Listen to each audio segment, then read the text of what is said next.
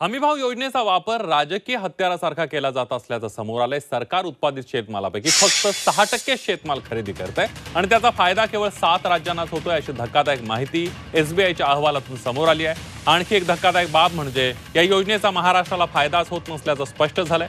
हमीभाव योजना शेतकरी हिताची आहे, मात्र राजकीय पक्ष आपल्या सोयीनुसार वापर करतात।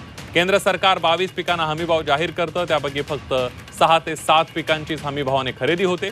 पंजाब, हरियाणा, मध्य प्रदेश, उत्तर प्रदेश, बिहार, तेलंगणा आणि ओडिशा या राज्यांना हमीभाव खरेदीचा सर्वाधिक फायदा होतो, असंही अहवालामध्ये म्हटलेलं आहे। बघूयात नेमक्या अहवालामध्ये काय म्हटलेलं आहे। सरकार ज्या 22 पिकांना हमीभाव जाहीर करतं, त्यापैकी फक्त 6 ते 7 पिकांनाच खरेदी करतं।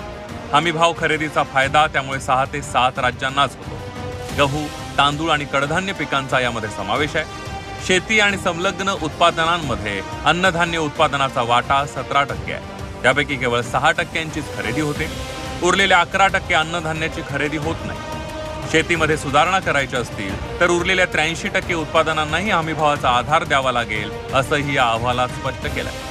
सरकारला हमीभाव जाहीर होणाऱ्या पिकांची सर्व खरेदी करायची असेल तर 13,50,000 कोटी खर्च करावा लागेल, असं एसबीआयनं आपल्या संशोधन अहवालात म्हटलंय।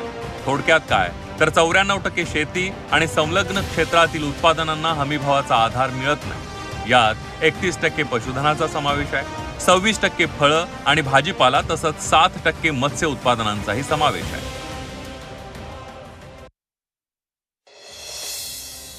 पंजाबमध्ये गव्हाची सर्वाधिक 51.3% खरेदी, मध्य प्रदेशात 24.5%, हरियाणामध्ये 22.3% आणि उत्तर प्रदेशात 1.8% खरेदी होते। पंजाब, तेलंगणा, छत्तीसगड, ओडिशा, उत्तर प्रदेश आणि हरियाणामध्ये 55% भाताची खरेदी केली जाते। सरकार पंजाबमधील एकूण उत्पादनांपैकी 92.8% आणि हरियाणामध्ये 73.6% पिकाची हमीभावानं खरेदी करते। पंजाबच्या गव्हाची 72% आणि हरियाणाच्या गव्हाची 56.6% खरेदी हमीभावाने सरकार करते।